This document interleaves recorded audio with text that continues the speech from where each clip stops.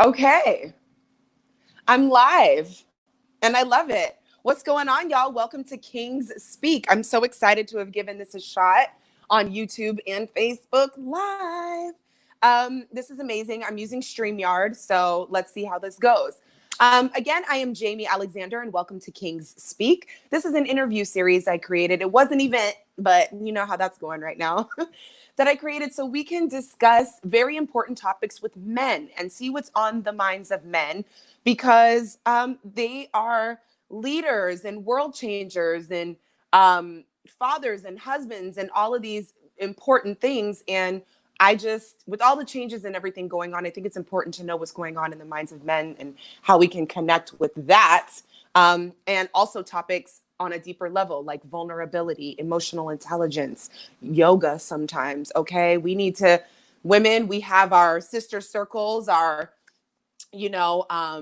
spa time, all of these women empowerment type things that we put together, all of this stuff that we put together when it comes to our healing.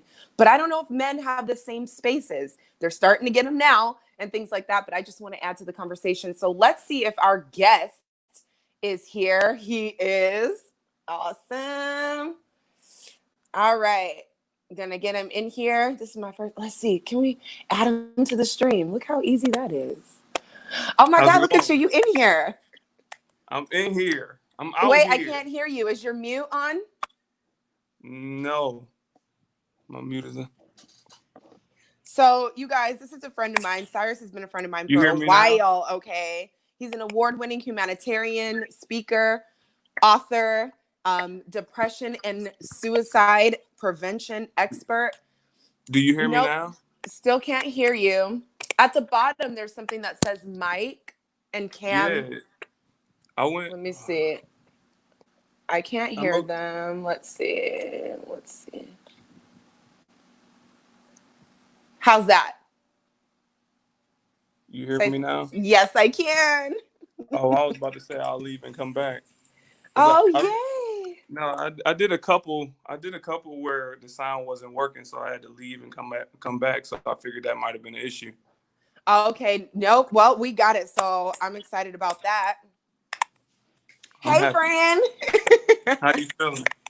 Great. I haven't seen you in a while. It's like we saw each other, then I didn't see you for a while, but we stayed in touch. Then I ran into you, and now we're Yeah, here. it's always a blessing. Yes, I absolutely agree. I'm really proud of you and all the work that you do and have been doing always. I'm super excited to have you on Kings Speak. I absolutely think you're a king level man and have a lot to offer the youth, your friends, people in the world, business, whatever it is that you touch. So thank you for your time today. Thank you for having me. You know, I'm Absolutely. open.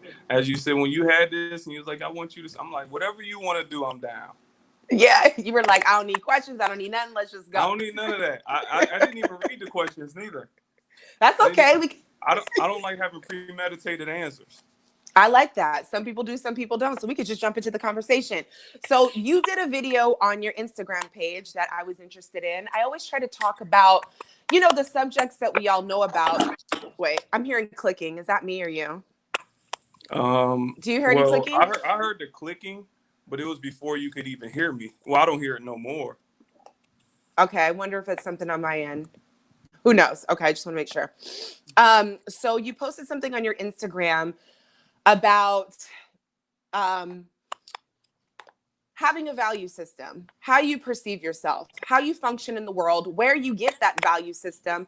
And you were talking particularly about women, especially because when you go and speak at schools and things like that, our heads get really mixed up when it comes to these boys to Definitely. men, males, and the little compliments they give us and the things that we want to do and blah, blah, blah. And we kind of get at times duped out of giving our bodies over. So I wanted to talk about Definitely. men, sex, and games, and kind I of give it dive all into away. that. I give it all away. You can have it. Give it up today. Give it up. So, what is your overall take on the games that men play to get sex, satisfaction, and instant gratification? And what's your view of the behavior associated with the game? Well, the first step is this. Majority of us growing up in an environment, we get taught that we find our manhood through women. So if you haven't found your manhood through women, you're less of a man. Even at that young age, when you 12, 13, they be like, oh, you had sex yet? No. Oh man, they treat you like that. So what comes with it is typically a lie. So the next time you had sex yet? Yeah. With who?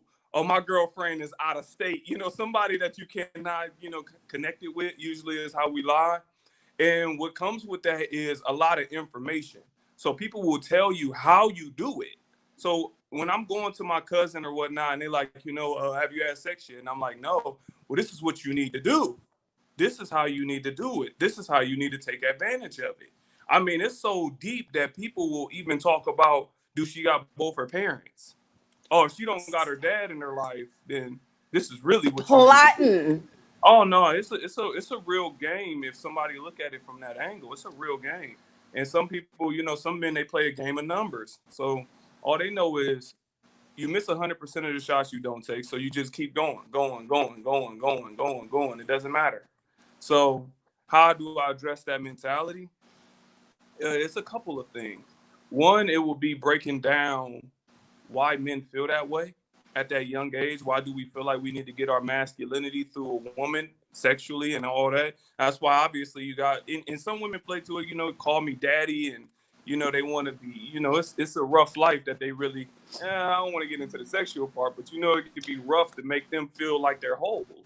So that's one aspect. And another aspect is women that won't grow up with a value system, or they see it from their mother. They see a lot of men running in and out the house. They got 5 different dads that they met at different times. It's even a woman I go on a date with, and they introduce me to their kids in like 2 weeks. It's like, wait a minute, I don't even want to meet them that fast. You get what I'm saying? So that's the point that I mean. I say overall, it's a mentality from every angle.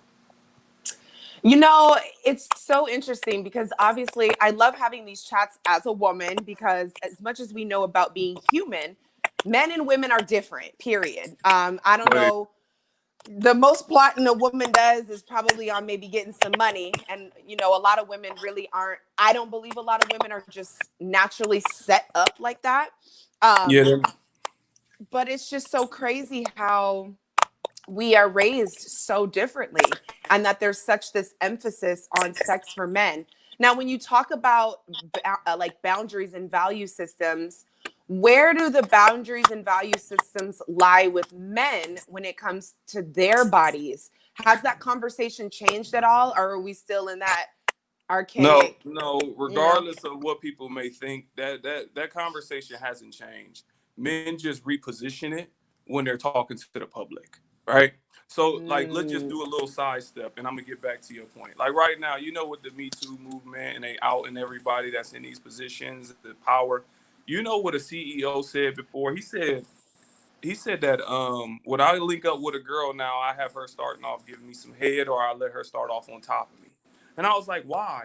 Just in case she come out, she can't deny the fact she initiated it. I said, that's the mentality. Instead of stopping it, he just shifted his mentality on how he's going to deal with it. So it's the same thing that happened even now. Publicly, we will act like things has changed, but behind the doors, we're still trying to talk to young men that have sex with women and how to do it. And I mean, it's just I don't mean to get so deep on it, but No, please, that's what we're here for. no, it's just so real like that, because it's always a perception versus a reality. And going to your question, do we talk to the men about value about that? No, we don't. We do not. That we constantly, how can I say, we constantly enforce the masculinity through the woman. Everything talks about this. Or even if you look at a movie, anytime they show the woman, what does she got? She got her bust out, butt tight, and that's even Marvel. Everything is saying the same thing over and over and over again. And if you understand anything about subconscious learning, you'll pick it up even when you don't know you're picking it up. So, and then when you go to music, you got a hook. So if you even like our era, think about this. This is a deep one. Think about how our era react when they hear Juvenile back that thing up. Boom. But what is he saying over and over and over and over? Girl, you look good. Why don't you back that thing up? And we was dancing to that in the house parties. Yeah. So now that nostalgic gets into our 30s and 40s, and now as soon as we hear it, we connect it to how it was in the 90s in 1999, 21 years ago. So that same ideology and that same psychology is what we're still teaching today. The music is still the same, which usually dictates the culture. So nothing has really changed. We can act like it has, but it hasn't. Yeah, I definitely have to agree with you because it's just the remix these days. It's just keep upgrading, but it's still the same stuff over and over again. It's the same stuff over and over. So, what are the long-term effects, do you think, on men? Because, well, let me ask you this. What do you believe in the sacred value of a man's body and the energy that he loses and puts out when he's all over the place and with the wrong woman? Do you think that a man not being clear on what his values are and being able to invite discipline and sacrifice into his daily routine and mindset is of detriment to a man over time? Or do you think it's just Of sex, course. men, No, whatever? no. It's detrimental. If we can't look at it one-sided. I don't believe in that. Even when it's not in my favor, you have to look at it like the dual side. So any man, if you look at yourself as a temple as well, we often try and say that with women, body is a temple, etc. Don't do yourself like that. But no, it's true for you too. Like energy, you possess a certain energy. So anytime you go inside somebody or you go inside of a woman, in the case of this conversation, you leaving your mark there, man. And I don't believe in now. If you would have asked 20-year-old me, this would have been a totally different conversation. But realistically, no, I think it is detrimental for you to spread yourself amongst a lot of women and have sex with a lot of people, because I think not only are you like, it's a lot of psychological things that go along with it that I think people don't understand the full parameters of. Like when you're having sex with this woman, or if I have sex with this woman, we don't know each other yet. So if I do end up having sex with her, imagine if I give her the best sex possible. All right. I give her a great time. What comes with that is my conversation. What am I going to talk about before and after? Am I building you or am I destroying you? 9 times out of 10 is some destruction. Am I adding anything to your life? No, I am not. I'm only trying to take something away. I mean, you just look at how it all adds up, and it tells you that it's a constant deficit. So what I always look at is I look at patterns. And if you look at the way patterns go, it can usually dictate how the future will be for you. If I go to the gym and I work out every day, by 6 months from now, I'm going to be cut up. I'm going to look bulky, or etc. If I read a book every day, 6 months from now, I'm going to be smarter, etc. If I sleep with women 24/7 every day, what is it going to look like 6 months from now? It's not going to look well for me. So it tells you right there that the pattern doesn't work for longevity. So I would tell somebody to break that pattern. Yeah, because I mean, would you say that it completely interferes with a man's heart, his thoughts on women, his future, and his purpose? I wouldn't say all that, but I would say it's gonna be different per man, because not necessarily a purpose. Some men will align their purpose with having tons of women, so they believe that I need to have a lot of women in order to make this thing go. So I mean, it just differs per person, But difference per person. that sounds like filling a void, no? It is, but when Okay. it's one of them things where you don't know what you don't know. So if you're indoctrinated into understanding something your whole life, then this is just what it is. Like when I grew up, my dad had 2 families and a family on the side. Woo! So yeah. My Papa was a Rolling Stone. So when I see my mom and my stepmom, me growing up, by the time I was 18, 19, he had these 2 women. None of them ever complained, ever. So I didn't see nothing wrong with it. I seen no problems with it. So when I was younger, when I was 15 or 16 and I was talking to multiple girls, I didn't care. Like if they was like, well, I heard you was talking to so-and-so. Yeah. Like I didn't hide it. I didn't care. It was just, yeah. Well, I don't like it. I think you should find somebody that works for you then. That was kind of like my mentality. It was turned off, but I didn't even recognize if it was an issue or not. It did not Right. matter.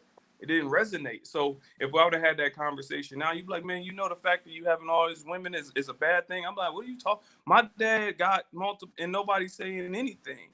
So I had to evaluate my patterns to recognize that it was the issue to shift it in the first place. But that takes some Right. internal reflecting, and everybody don't want to take that journey. Yeah, I got a question on here about that. Um,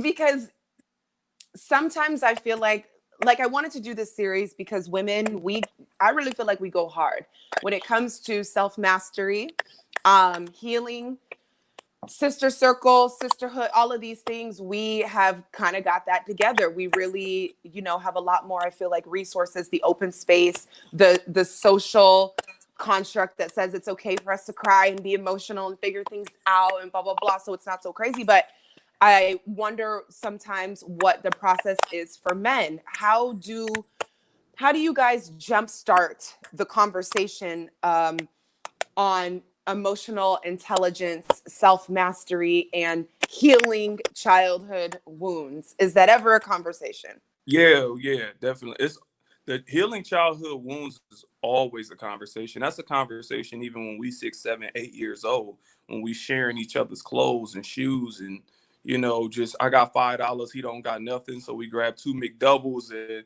a fry and we split that with a tea. And then that's discussed early. We understand the struggle. But as far as the healing from what we can say, what is being done with women, no, it's really never that conversation. The transformation comes when somebody in the group is trying to better each other and the rest of the group is willing to listen. So that's really what it takes. Because it often, but my group, I can say it like this: my group, it took a few of us. One of my friends is a priest, so he actually became a priest. So it's the conversation that he went on as he was becoming it was enlightening to us. So, bro, this is what we have to do. We have to look at our trends. We got to do this. We got to do this. This is how we better ourselves. And we can meet with some resistance, but we get different perspectives to be like, well, okay, well, evaluate that. Look at the trend. Look at if it works. You talk about your dad, and this is how his life was. Well, do you want to have his outcome? You know what I mean? You don't like his outcome, but you want the process? You make no sense. So that's the conversation. But we're honest with each other. So my group, yeah, we have that conversation constantly about how we can have self-mastery in all different ways, though. It's not just women, it's food, it's money, it's everything. So, and one thing that I learned in that process is look who somebody stand next to. But that's a whole nother thing too. No, but it's all part of it. Because it speaks to brotherhood. The people that you're surrounded by, these are the ideas that you pick up. These shape your values, kind of like what you said in your video. Who do you look up to? And if you don't know where to find your value system, how do you learn to start shaping it around what you are seeing, so that way you can make your way towards that and have something to hold on to. So I do think it's very important, because what you just said even speaks to the fact, like, go get you some good friends. Any man who is lost or doesn't know what to do or how to navigate, it sounds like one of the best ways is just to have, one of the homies be about something, and, day in, Yeah. day out. I say this all the time. You have to evaluate your patterns. This is the way we change our lives for the better. We look at our consistencies because we have a conscious mind, an unconscious mind, and subconscious learning. So what happens is we are indoctrinated into our thoughts. We have done the same things over and over and over and over again. So if you don't put a plan in place, you're going to resort back to what you're comfortable doing. So I say the same thing like when you look at like a fire drill or something. Like when I was in Ohio, we had fire drills, tornado drills, all these things. So what is a drill? A drill is teaching you what to do in the event something goes wrong. So we never have that in our regular lives. So if I'm dating you and everything go bad, what am I going to do? I don't even have no training or understanding on what I need to do in the event everything go wrong. I won't return back to the things that made me happy. I'll destroy myself by trying to destroy you. Like, wait a minute, you with this guy, you happy over there. It doesn't, I don't go back to the things that built me into why you like me in the first place. I was a good artist. I love to paint. You met me at a painting gallery, all that. So as soon as we break up, I don't want to paint no more. So it's just all those little things that happen because we're not consciously aware of our lifestyle. Wow. Yeah. No, it's the thing. And it definitely goes for both sides, but obviously because, I'm a woman on the other side, I can see, how that works in men. And I love hearing the perspective because then it helps me not only as a woman who wants to be with a man, but to be a better sister to my guy friends, to be a better understanding person when I go into the workplace. All of that, it all matters. It just really helps to know how a man thinks and where the holes are, not necessarily to fill them, but to navigate them with some kind of a skill, because it can be crazy out here. I tell my little nieces and sister and whatnot, I'm like, just look at his patterns, man. Evaluate his patterns, because some men are like amazing at their ability to talk. I mean, amazing. Like, let me tell you how much some men be fronting. Like, I know people that's in the NBA, right? They in the NBA, and in the NBA, you're gone. You got 41 games on the road. So they got a big house in LA. We out here in LA. They got a house in the hills. They're in the NBA, and they're going 41 games out the year. So they're going half the year immediately. And in this spot, you got a 3-4 bedroom. So wow. 3-4 bedroom in the hills, that's nothing for these people that got millions. So who's going to stay with you? Of course, it's going to be your brother, your best friend, your cousin, and they're going to use all your amenities while you're gone. But they're broke. They don't have anything. They don't have anything, but they're driving your car. They driving the NBA player's car, and they're reflecting his lifestyle. Because I wouldn't care if my brother I wouldn't care what clothes my brother wear, what car he drive. My stuff is my brother's stuff, not financially, but all my things is his stuff. So he can put on a great front to a woman. He can bring her in the car, because if you never even been in this, you ain't even gonna know what the master look like. So it doesn't even matter. Everything looks good to you if you've never been in this environment. So some men be pump faking crazy by using somebody else's lifestyle, and women won't catch it till a couple months later. And they're like, wait a minute. You won't catch it until you stand next to the real thing, till you see him around the person that really got it. Then you be like, wait a minute. Okay. It kind of reminds you of Coming to America. You remember when she fell in love? She thought she had the one and was like, She thought he was the prince. Yep. And then she got discouraged. Then she was mad. So it's similar to that. So like I said, maybe it be pump faking, but if you look at their patterns, they always tell you who they truly are. You can notice certain stuff and be like, that don't make no sense. And as a woman, I believe y'all are connected to the world on a different level. I think y'all got this intuition that help y'all navigate better than anything. And what men try and do is try and get you to ignore that intuition. That's a part of the game. Let me make you ignore the answers is true to yourself, so you can listen to my logic. If I get you to listen to my logic, then the valid points you have in your mind won't make no sense. So that's a part of it too. But as I said, I can go all day. I don't care. No, that is a part of it. Obviously I can tell as a woman, you just know. And it's just, yeah, And I try to talk to women because obviously we've all been through a lot of things, but at the same time, it does come back to the value system, because it's very challenging to even stand up against that value system when he's cute, he's saying the right things, you've been alone for a while. Like, I feel like women, we naturally need the nurturing, the love. We are more raised to be like wife, mother, blah, blah, blah. I do think it's innate. I don't always think we're just preached to be a wife and a mother. I think it's natural regardless of the Disney movies. But it is natural. It is natural. It's very, very natural. So the moment we get an inkling of that, we be wanting to hold on to it. And then that's when we compromise our values and standards and start to believe the lie. And it's just devastating, because, the last chat that I had with Frank Oakley, he was a guest on King's Speak. We talked about vulnerability, and he shared all of the areas that, men struggle in having vulnerability, the ego, whether it's in the workplace or wherever. And it just kind of made me think of the challenge us women face now in being vulnerable, because you want to give your heart over, you want to be open, but you got to be careful, because You if do. you're not careful, you're literally going to not only destroy parts of yourself and your life, but potentially someone else, because now you let this, dummy have his way, and it didn't serve either of you. And Yeah, it's like this. It's like discernment skills. It's like learning discernment. Because if you see somebody that, how can I say, if you grew up in an environment where there was good men or good women, then that's your base of understanding of that person.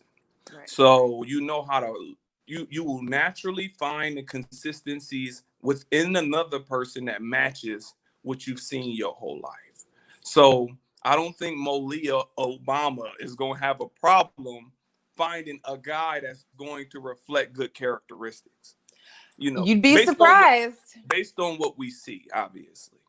No, what I'm saying is that you're right on that. I wouldn't be surprised. I'm talking Yeah, about. I'm more or less referring statistically, based upon what yeah. we see often, is what we usually gravitate towards.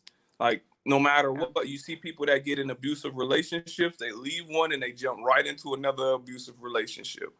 It's like the patterns they get comfortable with is shown in this person.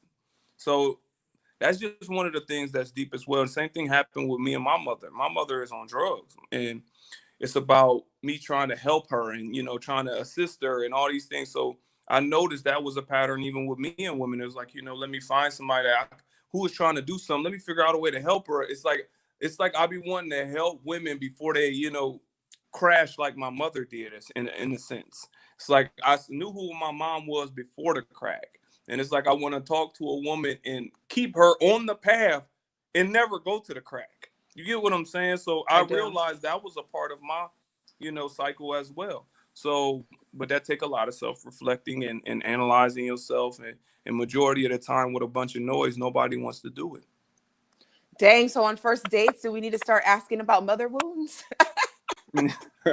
That'd be heavy. Right. That'd What be is your heavy. mother? How was your relationship with? What is your mother wound? We need to talk about, because back to your point about Malia, I only said that because my dad is perfect. I don't even care what nobody says. He's amazing. He might as well be President Obama, but the choices and the men that I've chosen do not reflect. And so sometimes I feel like there can be a disconnect, or just for me, whatever. I might be the only one out there, but that's the part where that game and that manipulation and that convincing somebody to feel like they are not hearing what they're hearing, or just the conversation, really deflecting and navigating the conversation in a way where it's manipulating so you can get what you want.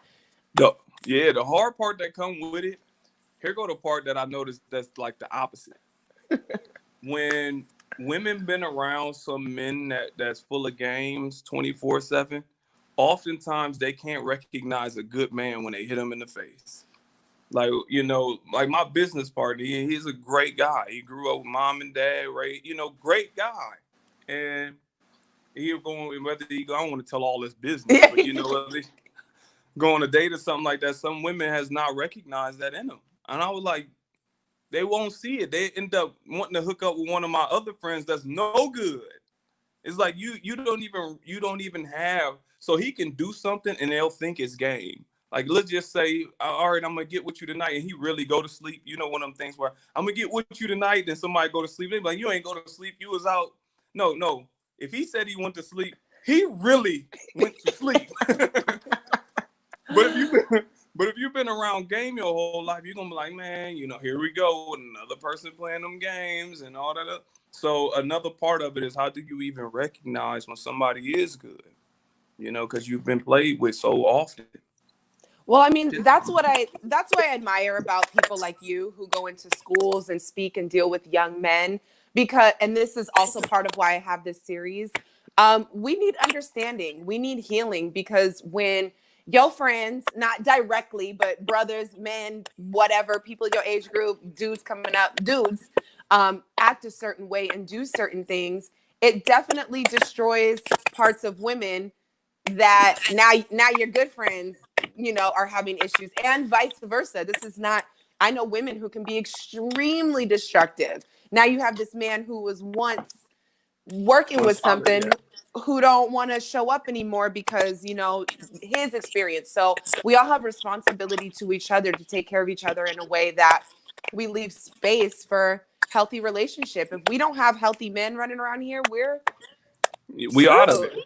Yeah, I mean, and I think we should start holding our friends accountable. I think that will help. I think that will help. Like Men I and remember, women.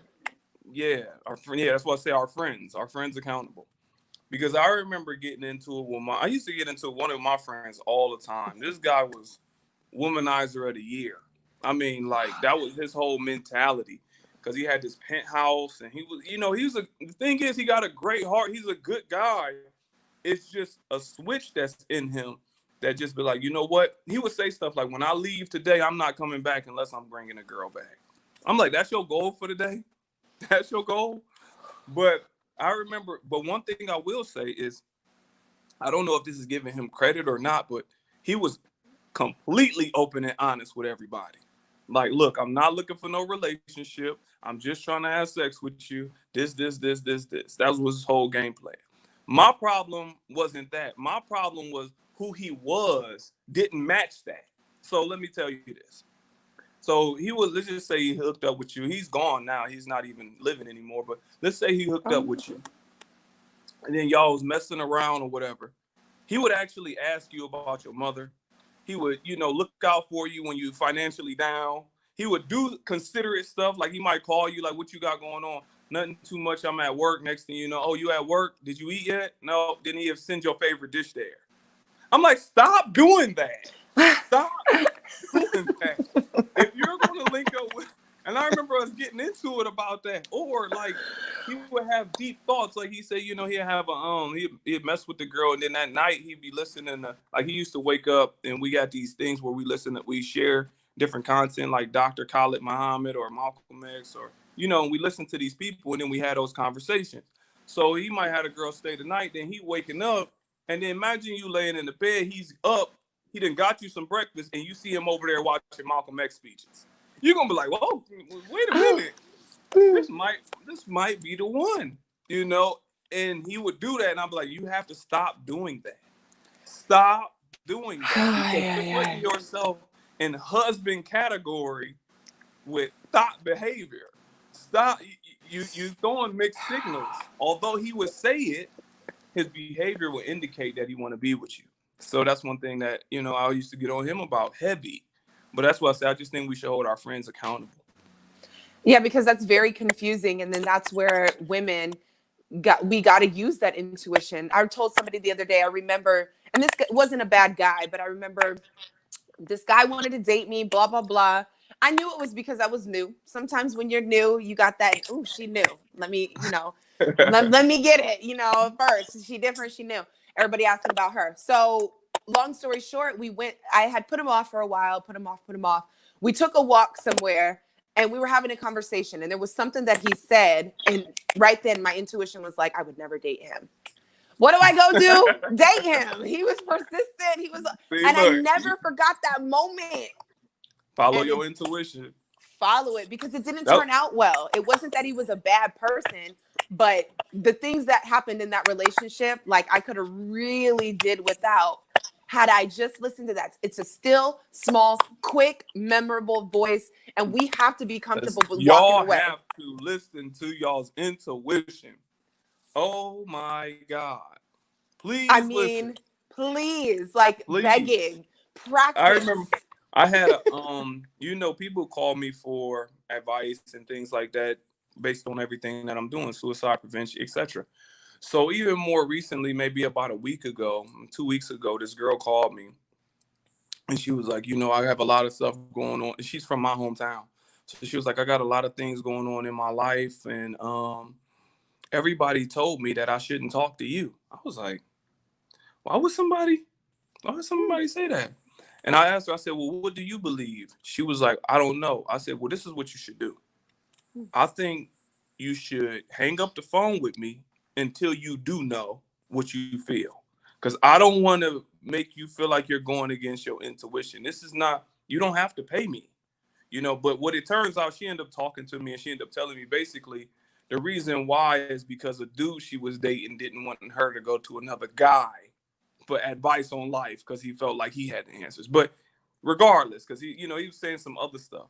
The point that I'm making is, at times, we can get our information from other people, and I'm ranting now, but you know me, I get into start talking about it. I love it. It makes sense. It's like I ain't following him right now. No, like, no, I totally am. Going. No, I totally am. It makes sense. It's really important for us women to know the source that this stuff is coming from and the root of it. If a man is telling you not to go see another man to get any kind of therapy or healing or something that you need, one, he must be fearing that you're going to function in some kind of way he does, which is not ethical. Or two, it's still based on fear somewhere, and control. Like all of those things are not healthy things. So it's just the advice alone. If he couldn't come up with something better than that off the bat, to me, that's like 3 red flags right there. So it's stuff like that. Right. Where it's not, he's looking out for me. Perception, the way you spin it, he's looking out for me. He just don't want me to. And no, girl, no. You need to have wise counsel. Follow y'all's intuition. The point that I was making is, I try and tell people all the time, follow your intuition. If you even feel bad about me, follow it. Period. I don't care. Even if it's not in my favor, follow it. Some told me I shouldn't be around you, Cyrus. Then get gone. Bye. Please. Because you might be about to give me something that I don't need. So come on. No, get gone, please. So yeah, follow y'all's intuition. I can't say it enough. And don't allow no man to convince you not to follow it, because that's the beginning of the game. Once you stop listening to your own intuition, we'll have you right where we want you.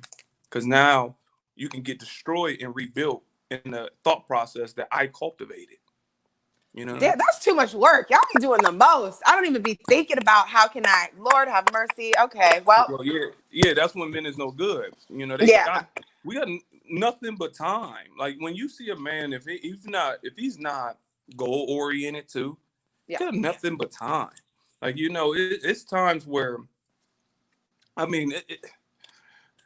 just can't say enough. It's time when people that's up to no good, it's things that they really do. They're willing to make extra measures. They're willing to have additional phones and different phone plans and, different bank accounts, and willing to go certain places, willing to meet. It's just a lot that people are willing to do. Now, I usually speak on both sides about it, but for the sake of this conversation, I'm just speaking on the man's behalf. So it's just unfortunate. That's why I say stick to your morals and your guns and your value system. As long as you stick to that, no man can crack that. We can have a lot of games, but usually it takes you to give up your intuition or give up something on your morals or values for us to infiltrate it. If you stand firm on it, then you'll be okay. Wow, that sounds like the way the enemy moves. Seriously. No, it really is. There's a tactic called food and circus. Are you familiar with it? No. It's one called food and circus. If you keep people full and you keep them entertained, you can have them do whatever you want. Like the United States. Exactly. So if I hit, let's just look at it from a statistical standpoint. You got, your homegirls, your girlfriends. If I told them I want to take you to a nice restaurant before, then I'm gonna take you to the Beyonce concert, how many of them is gonna say no? None. We in there. Even if you don't like me, they're gonna be like, look, they might tell you, look, I don't like this dude, but we going to the restaurant. We going to eat and see Beyonce. Like it's a mess. And then when I'm on a date with you, I'm like, you know what? Tomorrow we can go to this jet ski spot. I'm like, you know what? We can go there. Now I got you with fun, food, and circus. And we all know time equate emotion. The more time, my dad used to tell me that. He said, if your girl answer the phone, you always got a shot. Time equate emotion. All you got to do is keep calling. And that's interesting too, because for us, it becomes confusing, or I'll speak for myself personally, I'm not going to speak on behalf of women, but it does. Then we start to think about, should I pick up the phone? Should I respond? That's what I'm saying. The games that come with all of this is like, it's just too much. It doesn't feel good. It's not really fun after a while. I don't know. It's kind of hard to keep up with, to be honest. Yeah. Most of the time I opt out. I ain't even gonna lie.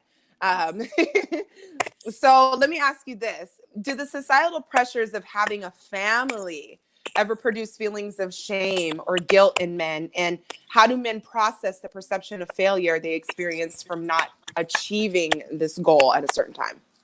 Well, men's value system is a little bit different than women's. Ours is Yeah. usually based upon how we can take care of this family.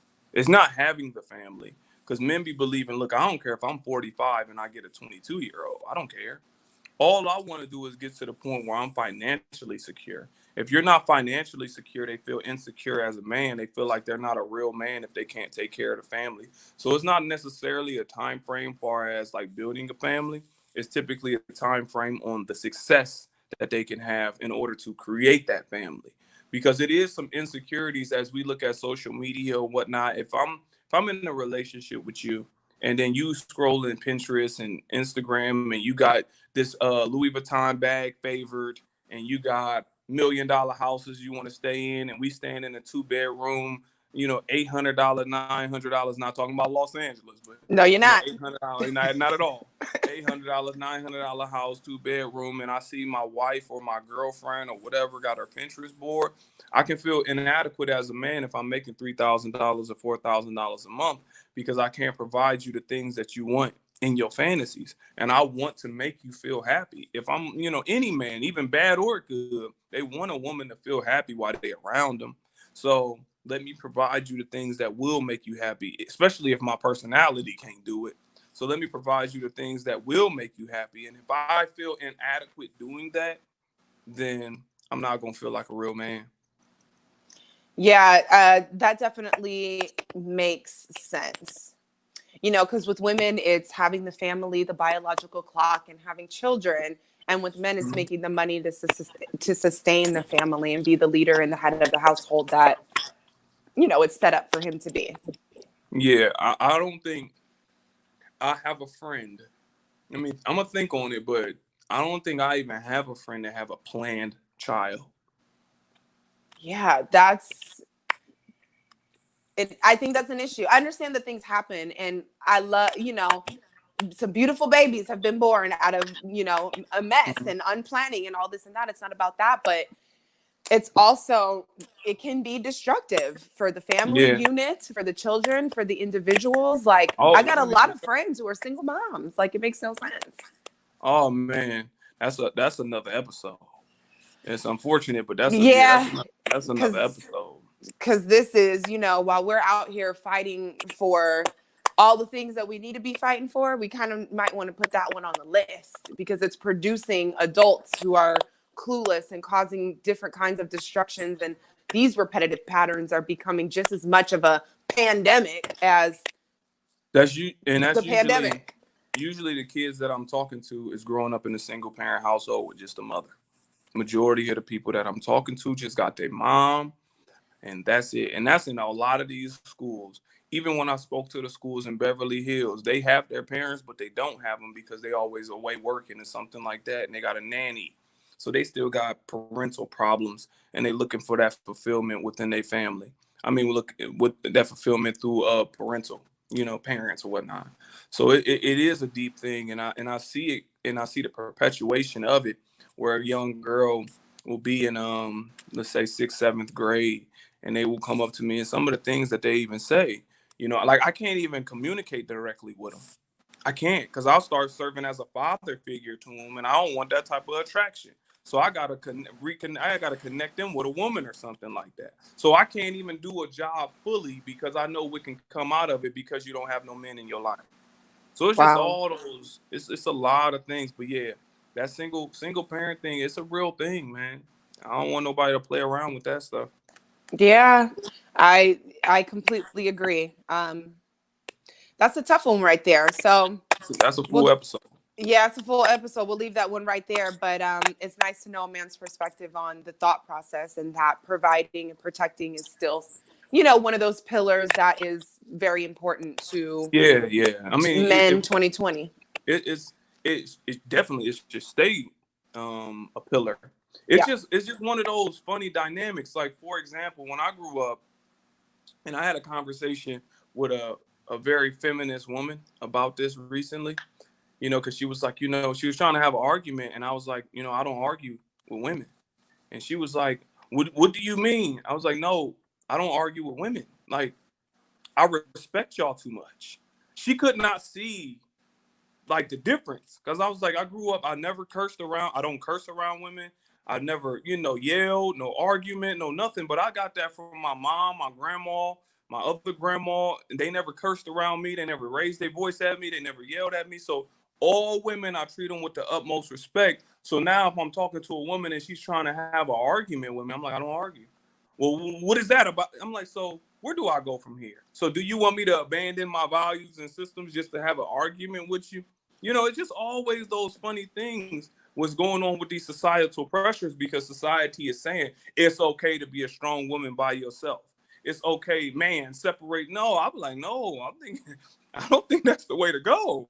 I don't I think don't you think want so to be by either. yourself. Like, I don't think that's a cool thing, being by yourself on any level. Now, if you single and you know, that's different. But if you have aspirations to say, I am going to be by myself, I'm gonna raise my kid by myself, I don't need no help, I don't think that's a sound, you know, way of thinking. No, it's not. And it can be very loud. And I'm going to keep it real because this is my channel. That is annoying. I understand the principles, I guess, of feminism. But I'm not somebody who's about to go out in the street and demand anything that's already mine. I don't think that there's unnecessary, you know, like, I'm a woman. Like, we run this already in our own way, in our own. I like to step into my power when it comes to that. And I think a lot of that movement has come from pain. Certain things said in the movement, because I don't want to diminish the value of my sisters out there that want to be feminist. I'm not mad, but it gets so deep, because a lot of the feminine, I'll leave it here, but a lot of the feminist values and stuff like that ain't for us. It is not for Black women. It was for white women, and then they tried to make, you know, that's another story. I don't want to get into all that. Just do some research, in case you one of them people that's watching this and saying that I'm out my mind. Just do some research, and you'll find out, for a Black woman, it is not about you. That part. And most of us know that. Moving right along. So I wrote this question. So it could be said that there's so much freedom in boundaries. So that, coupled with the fact that people are looking at religion differently these days, how do you think the understanding of our duality and our dual nature of spirit and carnal are being regulated? Like, what's the guide now? And what are the rules, and like, where are they coming from? Because back in the day, it was Christianity. And I don't want to say back in the day, we're still that, but it ain't your grandmama's church anymore. When we were raised Christian, we knew what we knew. But what do we do now that we're away from religion? I say this. This is, you know, I so appreciate this question. I say this. If you are a Christian, follow the guidelines of what it says. That's if it says do this in a book that you believe you should be following, then follow it. That's all I say. Because if you start taking away from what you should follow and what you shouldn't, then it's just a book of you now. So your grandma and all these generations before us have 40 and 50-year marriages. So maybe something in that did work. So if you believe in that, then follow it. Don't, you know, they tell you blind faith, you know, even though that's like, you know, a double word, but faith, you know, is to know things are going to work out even when you don't know how. So if you believe in Christianity, then believe it for real. Don't part-time it. Don't half-step it. So let's just talk about that. Now, if you are a Muslim, I'll say the same thing, whether it's the nation or whether you know, Sunni or whichever, you know, denomination you are, then believe it. That's all I ever tell people. Whatever it is that you do believe, step into it and understand it. If you want to step away from it, then step away from it. But do not, I repeat, do not say you believe in it and then concoct it just to fit you. Don't say, okay, like, you know, somebody give you a Bible scripture, a half scripture, the part that just agrees with their point. You know what I mean? Well, the Bible say this part. I'm like, it also says this too. So you just gonna leave that part out. Oh, okay. I'm like, contextually, if you leave out any part of any story, you can concoct it to fit you. So I just be like, yo, if you believe it, believe it. That's all I say. Stand on it. Stand on your morals and values with it. If you want to go to church every Sunday, Saturday, Monday, Tuesday, then go. If you think that your man should have that, then make sure you get a man that have it. That's all I say. You know, if you want to stand on it, stand on it. But as far as the spiritual stuff, it's a little bit different. Now, if you want to get into not religion, but spiritual, then I would tell people to evaluate patterns, because usually with spirit, a lot of it is coming from nature, energy, all these things. You can look at plants, you can look at, and you just look at the patterns of something and say, okay, do you want to be married and have children? Right. So what patterns produce that outcome?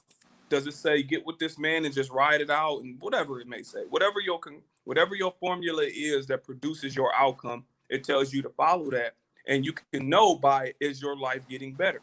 So some people talk about food and whatever. We can use this as an example. How do you know how to eat healthy? You can strip your diet down, add stuff to it, and do you feel better? That'll tell you if you should eat that or you shouldn't, right there. So the same thing I'm saying in the relationship stuff. And you spiritual, you strip everything down and add to and see what's working. Like, is meditation really working for your life? Is being around this type of energy work for your life? Like, I try yoga. It does not work for me. I don't like it. It's boring. That's just me, though. Some people do like it. I like stretching, but it's not for me. But what I'm saying is you look at it and you concoct it in a way that works for you, that's non-detrimental to anybody else. It's like this statement, forgive me for ranting or keep going, but it's like this statement for like Elijah Muhammad said. He said, if you put a clean glass of water next to a dirty glass of water, people will always elect to drink the clean glass. So as us, we're representing ourselves in the purest form to, I guess, emulate a clean glass of water that people can sip from. So that's what spirituality is in a sense for me. It's like, how do you represent yourself in the purest way, in the cleanest way to this world and make it better without any destruction? So if Christianity do that for you, great. If Ifa does it for you, great. If Catholicism do it for you, great. Just represent yourself in the purest form and stay true to it. Don't just be like, all right, I'm kind of in it and I'm kind of not in it, because then that's going to create problems. Not only for yourself, but the people that come around to you. No, it's very true. And it was very well said. And I like your perspective and language on that. That's do what you do. But stay true to whatever that is. Stay true to it. Because when you waver, that's when you get these subconscious decisions that aren't serving you. Yeah. You don't know where it came from. Yeah, and it's just like, if somebody is in spirituality, I'm like, you get a lot of answers on stuff in nature. So I'm like, I love nature. Yeah, you're not gonna see no tree just kind of, what I mean? It ain't gonna do that with growing. Like, I was just telling my friends, this is a side note, I was just telling my friends about a plant. I'm like, what's crazy? You can kill a plant by overwatering it. I said, now imagine that same philosophy with your girlfriend or your kids. Right. You know what I mean? Just wisdom. Yeah, it's very true. Yeah, absolutely. What can you do with your girl if you spoil her too much? Yeah, drown her. But anyway, that's just just a little side wisdom. Yeah, no, exactly. I love it. I use the same wisdom when it comes to comparison. You were talking about social media and, seeing how people see things on there or things that they aspire to. And it's still, speaking to nature, it's not having that rush about things. You'll never look at a tree looking at another tree like, I wish I could grow that fast, or I want to look like their leaves, or could you imagine, two trees arguing about what they look like, what they have, and how fast they're growing?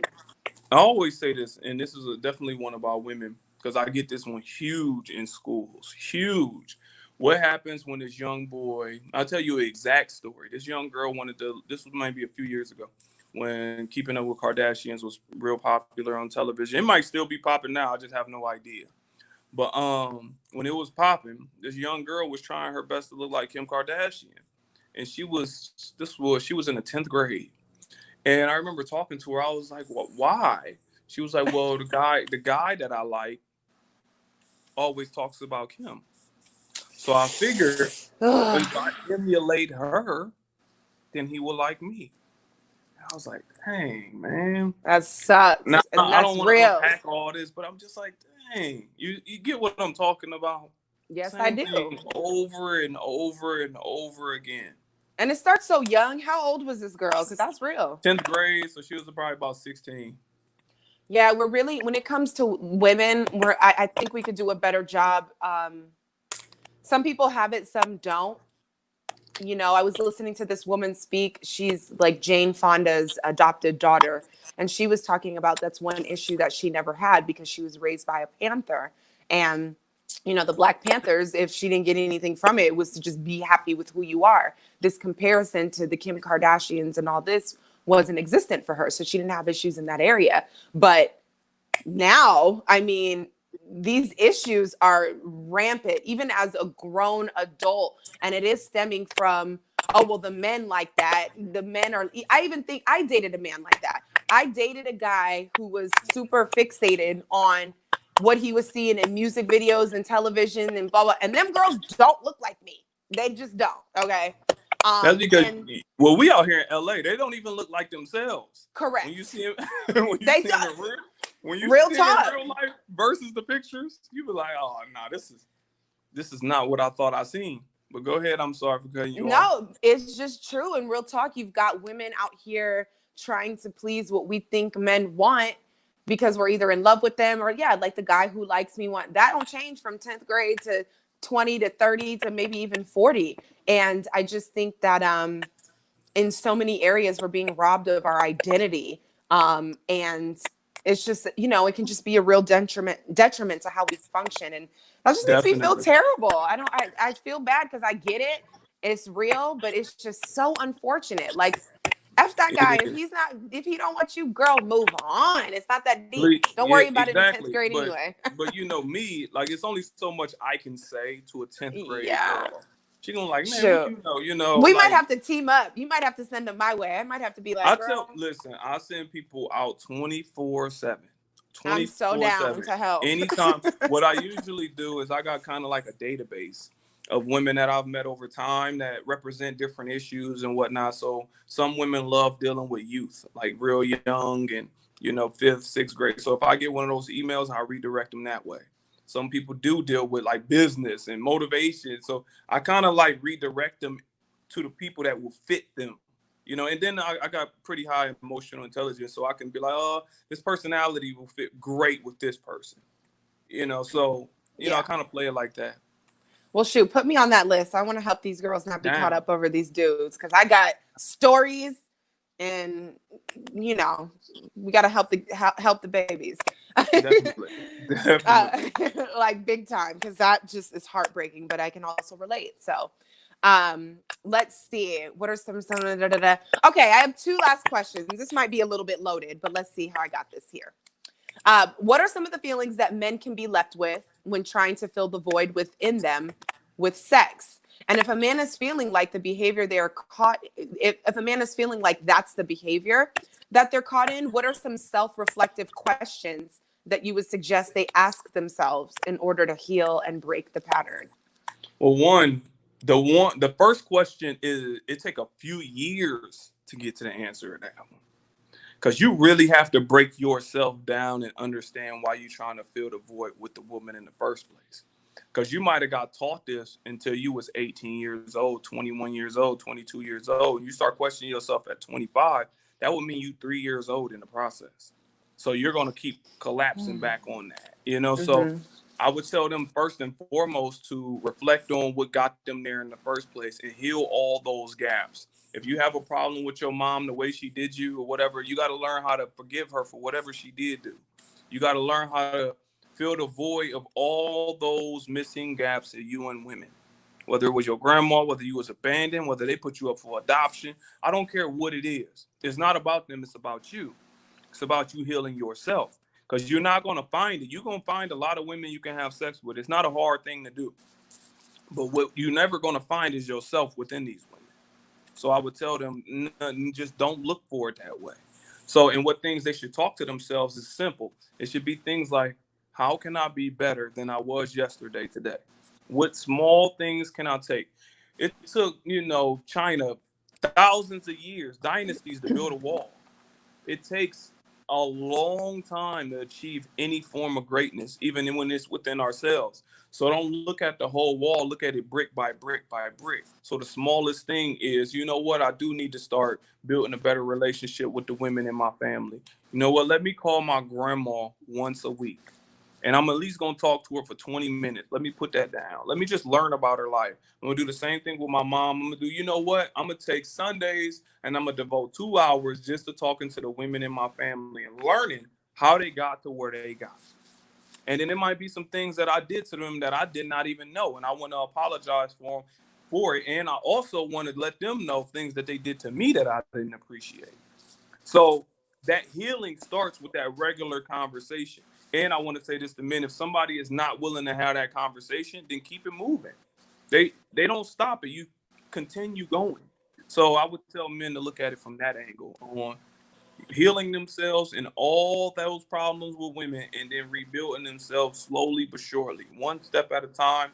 And don't think that they're going to, just be the Zen master in a day or two. It's going to be a years process, years. So that's what I would tell anybody. I love that, because this is we live in a society where instant gratification, microwave results is the thing. But do we even really eat microwave food anymore? I don't even own a microwave. So it's like that quick, that quick, fast, instant gratification sounds good, but over time you end up, it's not the thing that's going to fulfill you. So sometimes it's not worth anything. Yeah, exactly. So the time's going to go by anyway. So sometimes I feel like people don't want to spend the time because it's going to take a long time, but the time's going to go by anyway. So you might as well do it healthily, do it slow roasted, do it organic. You know what I mean? Seriously.